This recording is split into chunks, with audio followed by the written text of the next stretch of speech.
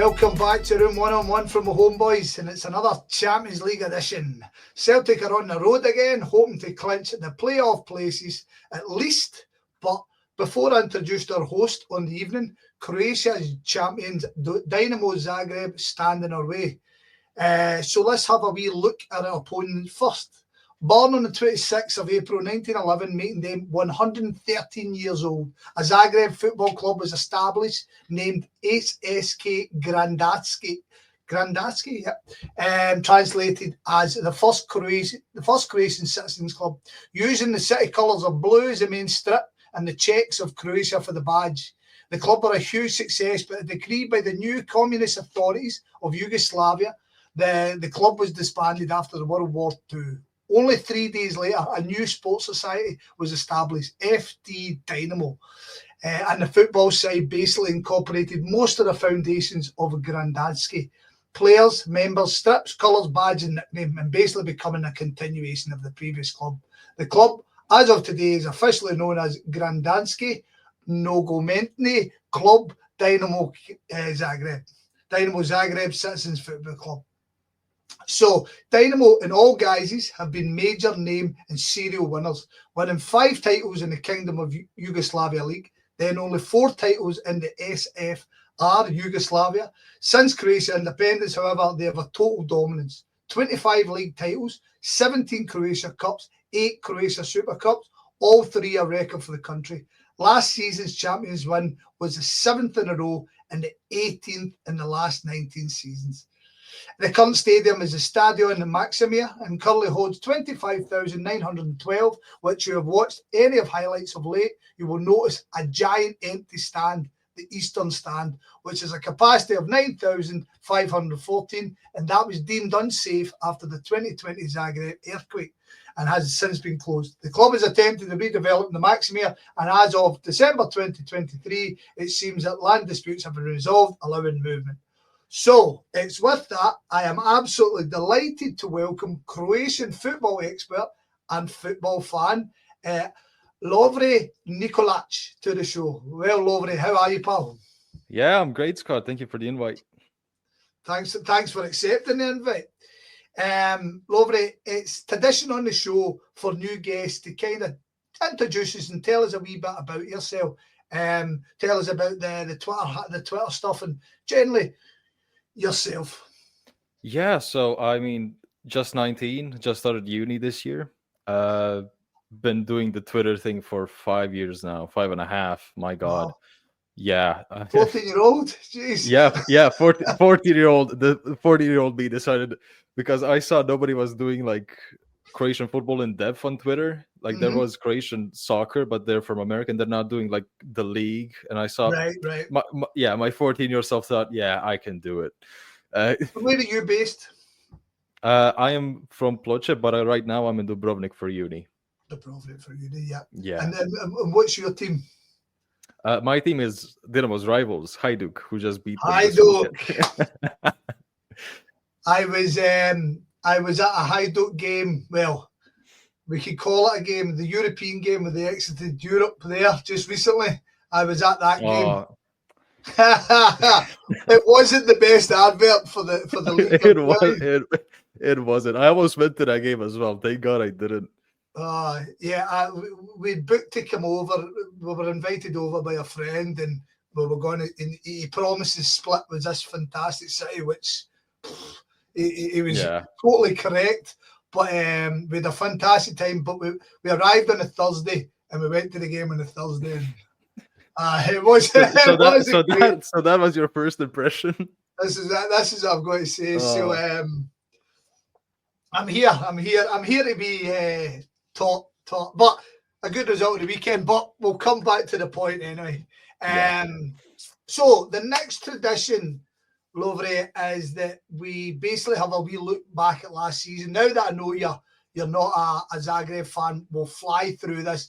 But then I'll kind of just poke your knowledge on the situation, right? So, former Croatian international Liverpool defender Igor Biscan, who was appointed on the 5th of April, took the team into the last season and of course, as champions of the country, entered the Champions League at the second qualifying round.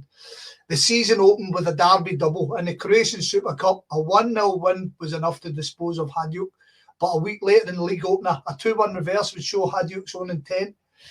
A 0-0 draw with Gorica was overdramatic, so a poor start to the title defence. However, it would be in Europe, which would cause the early problems. After coming through the second qualifier with Aslat, 6-0 on aggregate, Dinamo drew Greek champions AEK of Athens. 2-1 home defeat was followed by a 2-2 draw. The Greek second goal come the 100th minute of the match, and Dinamo were out, and in turn, so was Biscan. Sacked on the 21st of August and replaced by former Rijeka coach Sergei Jakirovic. Is that correct? Jakirovic. My apologies. Yeah. However, the team didn't experience a particularly long new manager bounce. 3-1 home win over Sparta Prague, and then a 2-1 win over Rijeka in the league. Dynamo bounced out with a 4-1 battering in Prague, and that was them out of Europa and into the Conference League. We'll come back to that. Domestically in the league, at the turn of the year, you know this better than anyone, Hajduk were dreaming of titles as they sat 3 points at the top and 4 ahead of Dinamo. But a quite stunning Hajduk collapse and an even equal stunning Dinamo run of 18 games undefeated would see them win their 7th consecutive title. So the season finished once again with Dinamo on top, 36 games played, 25 games won, 7 drawn, 4 losses, 67 goals scored, 30 conceded, 37 GD, 82 points scored, 8 ahead of second place Rijeka. Am I saying that right? Is it Rijeka? Yeah, it's Rijeka. Yeah, you got that spot on. And the Croatian, at least I've got one right. And the Croatian Cup wins over Ponikiv, Onijek, Gorica, and a 1-0 semi-final win over Hajduk, set up a final against Rijeka, and a 3-1 win in May also took that title. So before we look at last year in the Europe, let's talk about the league, because there's definitely similarities last season to how just now sits. And I mean, I don't really want to get into how Hajduk made an arse of it, but they really did. But Zagreb did recover well.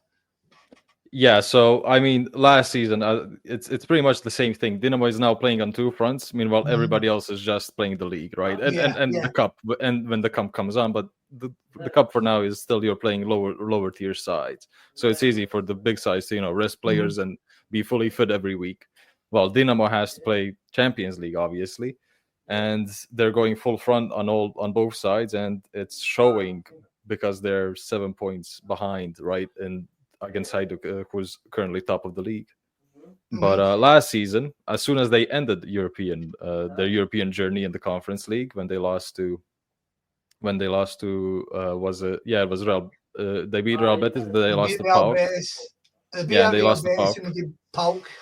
Yeah, they got absolutely drafted by PAOK, and then straight after that, just started winning in the league, and I mean, won the league in the end, just because as soon as Dinamo can focus on the league, you're pretty much done. Yeah, it's interesting you say that, because I was talking to Hans from Club Brugge last week or a couple of weeks ago, and he was talking about Club Brugge's own arrogance, because I don't know, in Belgium they've got that, like, the championship part with the where it splits, yeah, and he was saying that they almost know that when they need to put the run they can, and I suppose Zagreb would have that same arrogance, confidence. Yeah. Right. Cool. Right, so in summary to you, and being a Croatian football fan, it seemed pretty easy last domestically anyway, doesn't it? They cleaned up with all the trophies again. Frustrating. Yeah, I mean, I'm pretty used to it. yeah, I can believe so. Right, so the season started this summer. Season started, and Jakirovic again would start as head coach, full of hope. We'll come back to him in a minute. Right, so a whole bus of ins and outs. What's noticeable about the outs is there isn't that many massive big transfers going out of Zagreb this year as previous seasons. However, let's talk about the ins. So Juan Cordoba, a 21-year-old right winger, was picked up from Deportivo Cali for around 2 million. Marco Piazza, a 29-year-old Croatian international winger, was signed for rivals Rijeka. Previously at Juventus, the former Dinamo youth player returns home after a burst of loans around Europe. Croatian under-21 midfielder Luka Casavenda was picked up from Lokomotiv Zagreb for $750,000 after a loan spell with the club. 2 keepers were picked up. Nikola Kavlina, a 22-year-old Croatian under-21 cap, was again signed from Lokomotiva and immediately sent on loan to Osijek. He cost around $750,000. And Ivan Filipovic was picked up on a free from Paris. Raul Torrente, the 22-year-old Spanish centre-back, was picked up on a free from Granada. And a player that Celtic were linked with, Sammy Mee, was picked up from Ferencvaros again on a free. The centre-back has 10 caps for Morocco. Nathaniel Mbuku, a 22-year-old DR Congo international forward, signed from Augsburg. And the club also signed Jan Oliveiras from the Roma youth side for a year, and Taku Ogiwari, the 25-year-old Japanese fullback, remains on loan from Urawa Red Diamonds. What's noticeable to me, Lovely, was there's not a massive amount of outgoings there. Considering the amount of money that Zagreb generally brings in from transfers, I was quite surprised at the amounts. But in terms of player-wise, who's the standouts for the guys that come back this season or come in this season? That have come in this season? Currently just Torrente for now. Right? Yeah, so, and Piazza obviously has become a starter, but he's come back to the club, so, it's like, yeah. But from actually the new players that have joined, Torrente has really stabilized his position in the starting lineup after, Mae has now absolutely gone wild. Something happened between him and Bielsa, and he's now kicked out of the squad. Who was that? Sami Mae. Really? Jeez. Yeah. Do we have any clue what happened? No clue for now. The last time he hasn't even been playing since I think his last game was 2 months ago now, almost. Wow, that's interesting. Right, so I'm now going to almost pass over to you because I'm looking at the squad, and there's obviously some names that stick out. Arijan Ademi, who he's also in his second spell at the club. Martin Baturina, the 21-year-old Swiss-born Croatian international, he's come through the academy after being at Split. And since his debut in 2020, he's made around 140 appearances. I would say he's the big hope if you're going to be making a big sale. Bruno Petkovic played most of his games in Italy.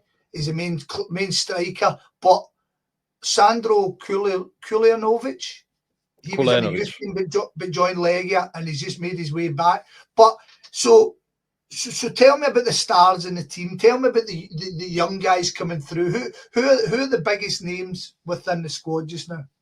So obviously you just mentioned Baturna, who's currently valued at like 25 million. Maybe Dinamo could want even more if he continues playing really well in the Champions League, which he has done so far.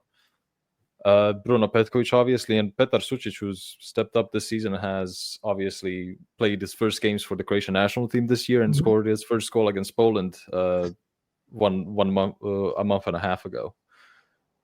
And Sucic and Baturna are currently, probably the two biggest young stars in the midfield positions for us from our league. But I'm going to ask you again. So Martin, tell me how you say it. Martin. Baturina. Baturina. So Baturina. So I've noticed when I was doing my research earlier, I noticed that he was often playing off the striker, and sometimes he's playing a lot deeper in midfield. So what kind of player is he? He's really. He's versatile because he can play deep, but he's best in that in those spaces and in those half spaces when he's combining with the strikers and the wingers. Right. So who would I compare him to? Maybe De Bruyne, but his physicality needs to improve just a little bit to be like Kevin. I saw a lot of people saying he was a new Luka Modric, but it seems like that's obvious. Yeah, that's lazy comparison. That's always gonna happen when you have a Croatian midfielder. Yeah.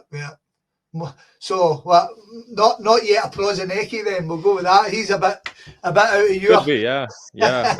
I just hope that he doesn't have the lifestyle of Prosinecki, because if Prosinecki had been professional, world beater. Yeah. I think it's fair to say. I mean, I was looking in the 2023 summer window, and you had Ivan Usic, Livakovic, and Sutalo, and they all left at the one time for around 40 million euros. But it's almost as if Zagreb are still kind of rebuilding, because they don't seem to have the same youth as they've had in the past, eh? Yeah, I mean, they're kind of not really struggling, but they brought in players from outside, as we mentioned, Torrente, Mae. They also brought in Oliveras, who's not playing, and Guevara. And Benoit even joined last summer before Schutel, for example, left, and then slowly started taking his position. But yeah, they still have players coming through the roof ranks. Branko Pavic has started getting more minutes now. He played against Monaco, so he's kind of the next midfielder in line after like Sucic or Baturna gets sold. Right, okay. Very good. Right, so we'll go on to this season. This you can kind of give us your expertise here. This actually surprised me, and this is because Dinamo had won the double. You don't do the Super Cup, so there's like second place doesn't play for it. I was quite surprised by that. I was away looking for it. So on the face of it, things look good to start with. 4 wins in the league, 5-0 at home versus Istra, 2-1 win over Osijek, 3-0 home to Sibenek, and a 2-1 win over Gorica, sandwiched a 3-0 and then a 2-0 win over Karabag, and Dinamo were back in the Champions League. Everything's looking good. However, a 1-1 draw with Rijeka, on the face of it, a good result against a strong opponent, was then followed by a 1-0 home defeat in the Eternal Derby, as Hadjuk goal in the 70th minute was enough to take the points back to Split. Now, if that wasn't bad enough, which I'm sure it was, a trip to Munich and the whole house fell down. 9-2 defeat, so a rough return to the top European competition, but also saw the end of the coach's time at the club, as he was fired on the 19th of September, 2 days after the collapse. Right, what was the thinking? I'd like to know what the thinking was in Croatia with regards this point, because obviously Hajduk had done the same last year. They'd won the opening derby, but that 9-2 defeat, what was the ramifications? Obviously the coach lost his job, but what was the feeling by guys like you? I mean, like, you have no love for Dinamo, right? So I dare say you had a bit of a laugh. However, as a Croatian football fan, it's not a good thing, is it? No. When I watch Dinamo in Europe, I'm like, yeah, if they win, I can be happy. If they lose, I could make some jokes to my Dinamo friends, you know. I could obviously use that, but obviously I'm always a fan of the Croatian clubs, so and of our coefficient, because I want 5 of our teams in Europe. Yeah, of course. Obviously. So, but after that loss, first of all, just everybody shameful. Just didn't look the part. You didn't look like a team who deserves to be there. You can see 9 goals, but then again, you always got to remind yourself that Barcelona conceded 8. Yeah. You're not the only ones. It's not a one-time thing. Bayern does this every few years or so. So it wasn't really that. It wasn't as bad as it could have been. But yeah, I mean, the ramifications. Obviously, Akirovic got sacked, and that they lost to Slam Belupo 2 days after. 4-1. Yeah, 4-1. That I think that was worse. That was worse than the night. Yeah, that was worse, because in that game they created like 2 chances and that's it. and Right. Slaven just ran the field with them. Wow. I actually watched the highlights and that kind of sums it up. So, Nenad Belica? Bielica. God, Yeah, I'm terrible the J. at that today. No, the J is always a problem for Yeah. English speakers when it comes to our names. So a former Croatian midfielder has most recently been coach at Union Berlin in the Bundesliga, returned for a second spell as top man after a 2-year spell in 2018 when he won 2 leagues, a Croatian Cup and a Super Cup.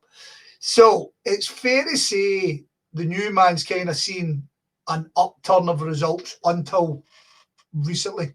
I'll fly through these, right? So you've got a cup win over Banjul, was followed up by a 5-1 home win over Lokomotiva, a 1-0 win over Varadazin, a 2-2 with Istra, 4-2 by Osijek, was followed by another good 4-0 win over Sibinek, 2 draws with Gorica and Rijeka. However, another eternal derby, this time in Split, and another 1-0 defeat. In the Champions League, the team has somewhat resuscitated its chances. A 2-2 draw with Monaco, then a good 2-0 win over Red Bull Salzburg, 4-1 win over Slovan Bratislava, led up to last week's 3-0 defeat by Borussia Dortmund at the Maximia. So in the league, Dynamo sit in third place, this as you said, 15 games played, 7 wins, 4 draws, 4 lost, the same amount of losses as last season. 30 goals scored, 18 conceded, plus 12 GD, 25 points on board, 4 points behind second place Rijeka, and a further 3 behind leaders Hajduk, and 1 point ahead of Varadazin in fourth. Then the cup they're due to play NK Bijevova away in round of 16. Right, Champions League, the team are currently sitting on 23rd. On 7 points, 2 wins, 2 defeats, and a draw. Same as Club Brugge in 22nd, but 2 goals off, and a point ahead of Real Madrid in 24th. Now, let's go on to what's going to happen next week. So, bearing in mind that Dinamo Zagreb have games with an away tie with Arsenal and then finish with a home tie against Milan, both in January. How are Dinamo Zagreb looking at this game next week? Game of the season. It's not just the game of the season for them, because I obviously mentioned before, when Dinamo ends their European journey and they're just focusing on the league, it's a game of the season for the league as well. It's a game of the season for Hajduk and Rijeka and everybody else in the league, because if Dinamo gets a win against Celtic, that's 10 points, and you're pretty much, I think, sure to go through playoffs. into the playoffs. They have 2 more games in February, and maybe even more depending on who you play against. So game of the season definitely for all sides in Croatia, because if Dinamo loses or even draws, because then you have 8 points and you might not make it out, it's probably going to be up to goal difference at that point. So if they go out, then it's pretty much it's not pretty much over for everybody else, because Dinamo is not, they can be beaten, but much tougher it's going to be much tougher for Hajduk and Rijeka to have a title fight when they're fighting just on the league side. So even with Dynamo being the kind of all-encompassing monster it really is, there is this kind of backward support for them so that they can keep fighting on the Champions League. That's mega interesting. That's really interesting. Right, so let's start. Sorry, on you go. Yeah. No, I mean, obviously, it's good because they continue to play more. Obviously, as a fan of other rival clubs of Dinamo, it's like they're doing that. We could be doing that, but they're wasting themselves. They're spending more energy. They're not gonna be ready for the next match and the next match, and So, but they're also and the other sides that are, for example, Varadin this season could play in Europe. They're probably hoping that Dinamo gets that win, gets a few more coefficient points, and we can be in some kind of battle to go further up and get another spot, and maybe Varadin or Istra or Slaven Belupo could get that spot next season or in 2 seasons' time. Yeah. No, I mean, I totally appreciate that. I mean, Scotland's in the exact same position. We're obviously higher up in the coefficient league, but next season we're losing. This year we're straight in the Champions League. Next year we need to go back to qualifiers. And it's fucking, everybody needs to play their part, I suppose. Right, so let's talk about Dynamo themselves. Right. So I have done my research, which is basically I've sat on their YouTube page and watched all their highlights. Now, let's talk about formation first. So obviously the first coach is away and we've got the new man. They like to set up 4-1-4-1 or 4-2-3-1. What stood out for me, right? What stood out for me was they have lots and lots of possession in Croatia. Generally, in most games, out with the derbies, in most games, 65-70% possession. However, they do like a team who attack at speed. But what also struck out for me was crosses, a lot of headers, and they can shoot for distance. So I'm seeing them as a very dangerous opposition. But on the flip side, I think defensively they look, certainly this season, they look all over the shop. Now, as you would look at them, tell me how they play. How would you would you qualify how their style is, and tell me the pros and cons if you can. So I think there's two Dinamos this season. Obviously, you have the under Bielica. You have the Dinamo that's playing in the league, who's dominating, just has the ball, waits, tries to punish their opponent's mistakes when they can get the chance. But in the Champions League, it's most of the time you're playing with three at the back and getting the other team to go at you, and then, as you said, they have some pace. You can get the ball to Baturna, who can very quickly make a move or a pass up to Kulenovic, maybe Piazza on the left, maybe somebody else on the right. And that's the Dinamo that you're probably going to see. Not probably, most likely, that you're going to see next Tuesday when the match arrives. So it's probably going to be a free at the back. But I mean, have the pros and cons. Pros, you have very good playmakers. You have, they had Josip Misic is now injured, probably won't make it in time to play against Celtic. So, but you still have Petar Sucic, very good on the ball, can find a pass. But Turna is also still recovering, so we'll see if he's going to be there on time against Celtic. Which the injury list is very big at Dinamo. Right. So yeah, I mean, just if you just look at the lineup against Dortmund last week, it just doesn't look good, and it wasn't good. There were little bits and bobs where it looked good, but that was just up to player quality and not to the tactics overall. They obviously didn't play with a striker last week against Dortmund, which obviously they tried to do something with Cacciavenda and Baturna, playing like as two nines of sorts, false nines that drop in deep and try to get some space in behind them, but didn't have the pace to do that with Stojkovic and Rog. But yeah, defensively, you did say, they're not doing well because the center back partnerships are changing a lot this season. Right. Okay. Obviously, playing on two fronts. Maev was at the start of the season touted as the big signing of the season when he played his first few games. Maev, best defender in the league, this and that, and then obviously now has been kicked out of the squad. So obviously somebody else has to take his place. Now that's Torrent. And when you're playing with two center backs in the league, and then you go back to three, you're gonna have some mistakes when that third new one comes in. Right, interesting, really interesting. I did watch the highlights of the Dortmund game, and it's mad to say this. I watched the extent. It's mad to say this. However, I felt they played better against Bayern than they did against Dortmund. Because I mean, they created chances. Yeah, well, no, the Bayern game. I don't know. As somebody who was in Dortmund when we get beat 7-1 after Dortmund, I know how a game can just get away from you, and I don't know. I don't know. They just look like a better team. I mean, like you said, I never realised that they were playing without the strikers. I mean, that was a kind of bold move. Was that done out of necessity, or was that done out of this is what we're going? This is an idea. So you don't have Petkovic. Petkovic is injured.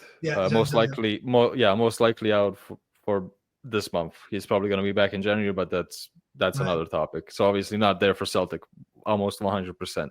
And if he plays, that's just a risk to make his injury go further on. Right. Okay. So they won't risk it, I don't think. But Kolenovic is obviously the second option, but Kolenovic isn't as And he's good on having the a good ball. season.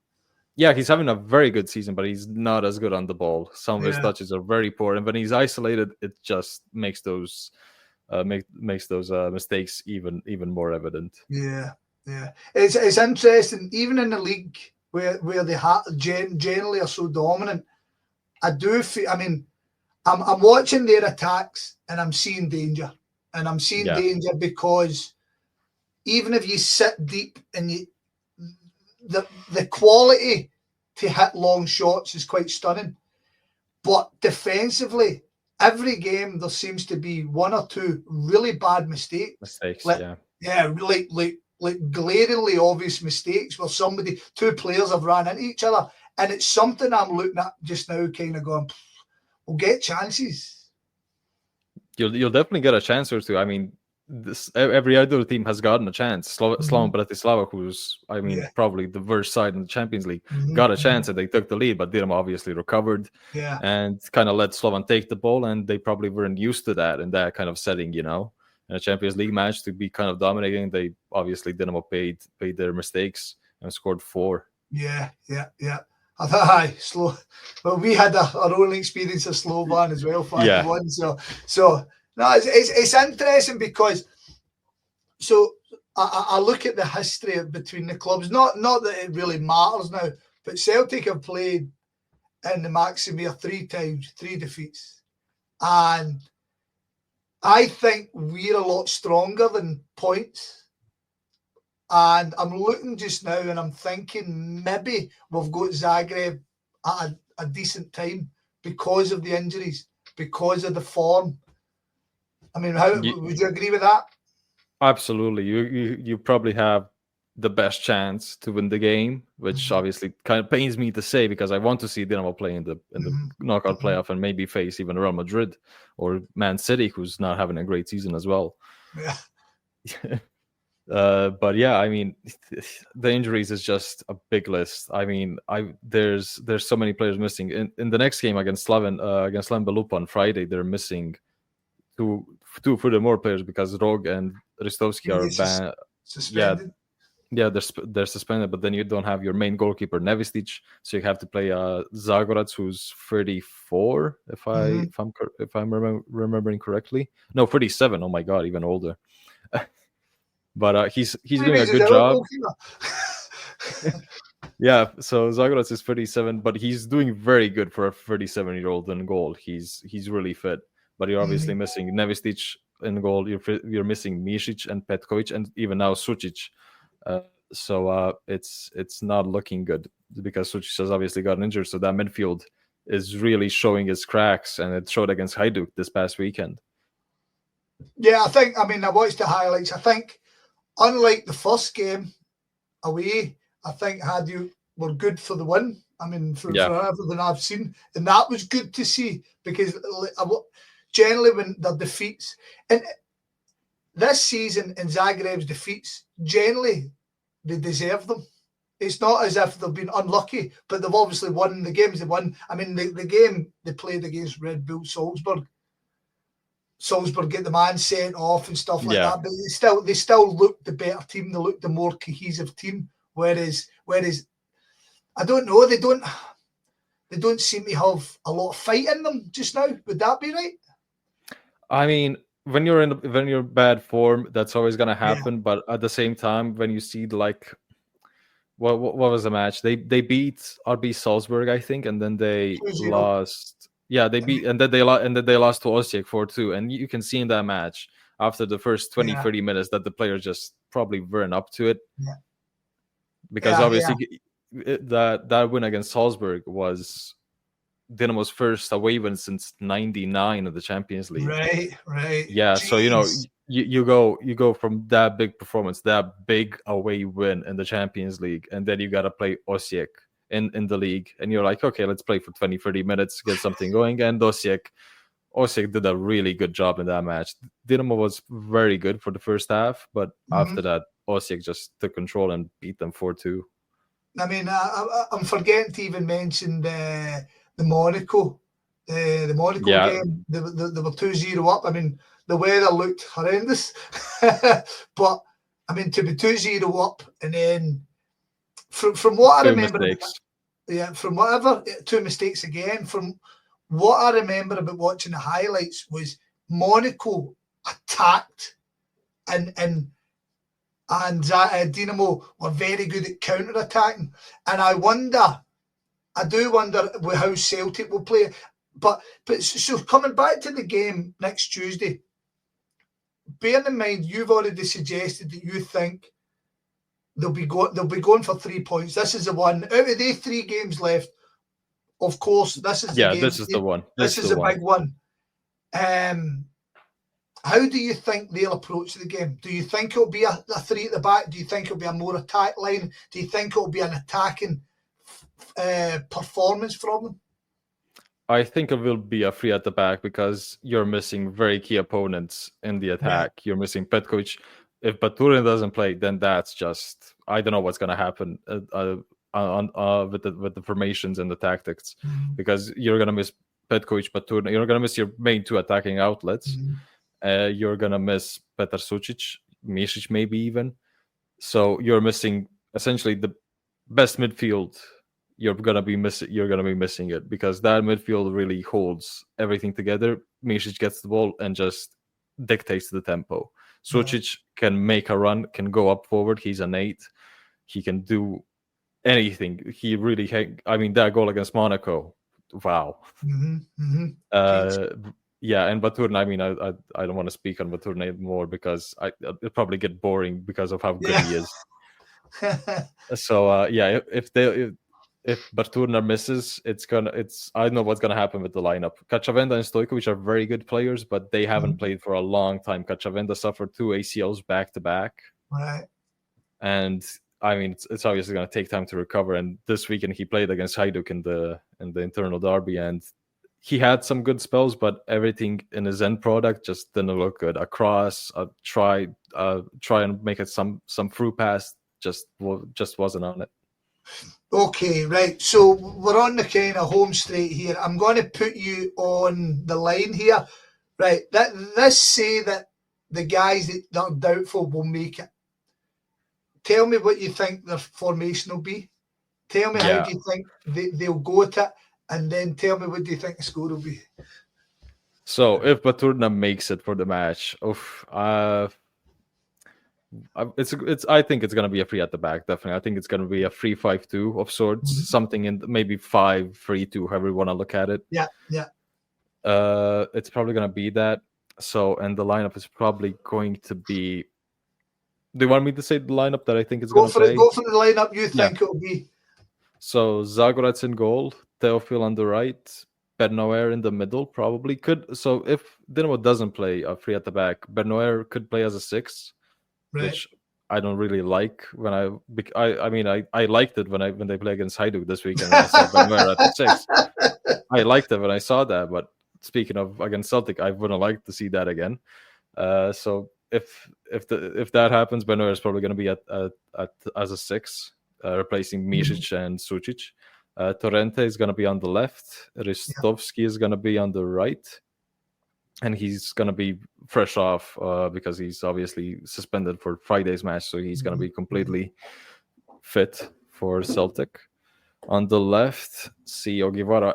If Ogivara plays, you're going to get a chance down the right-hand side. He's really poor defensively if he plays, but I think Bielitsa will play Pierre Gabriel, a right back, but he's been playing on the left because Ogivara just isn't that good. And then the midfield, Baturna, if he makes it, he's gonna play as a 10. And then in behind them, who could be Cacciavenda, definitely, and maybe Bielsa still gives a chance to Branko Pavic because he is anything that could resemble like something of Mišić or Sučić. Right. Okay. And then I hope Kolenovic plays. He's just in form, so if you can get him one chance, he'll probably put it away. He's also. I mean, I noticed he's pretty deadly on his head as well. I mean, that's what I was. I was very impressed with him, considering before I'd done this, I'd never heard of him. I'm very impressed. I think he's a good player. So, and then I throw it to you. What do you think the score will be?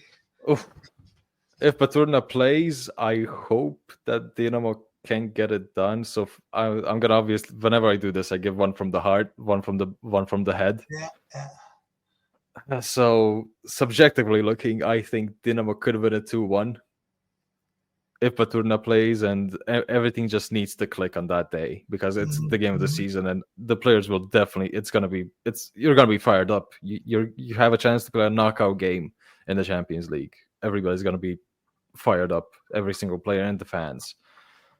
But if they, it's hard to see because all of the injuries. Petkovic is missing, Misic is missing, Sucic is missing, Nevestic is missing a goal. And mistakes, as we have said, just seem to happen for them, and everything just seems to be going downhill in the last few weeks. 2-0 Celtic. Oh, I'd love it. I would have loved to see it because obviously I want to see Dinamo do something. But then again, Dinamo could still look and maybe produce something against Milan in that last match. That's also a chance to do something because that would be better. We'll go with that. Hopefully they do that. Brilliant. Okay, Lovely Nicolás, thank you very much for your time. It's been excellent speaking to you. You've given me a lot of knowledge that I didn't have beforehand. Before we let you go, if anybody chooses to follow you on social media, where can they find you? You can find me on Twitter. I'm mainly just on Twitter with the Croatian football stuff. My private, I don't really post on my private accounts. No. I think we spoke about my private account. That was the last post, which was like 3 weeks ago. Don't really post there often, so you can just find me on Twitter. What's the handle? At Croatia Footy. Brilliant. So thank you, sir. It's been excellent once again. Thanks for taking your time out tonight and speaking to me. So Lovely Nicolás, thank you very much. Yeah, thank you for the invite, and I'm looking forward to the match next week. Good man. Speak to you soon. Speak to you soon.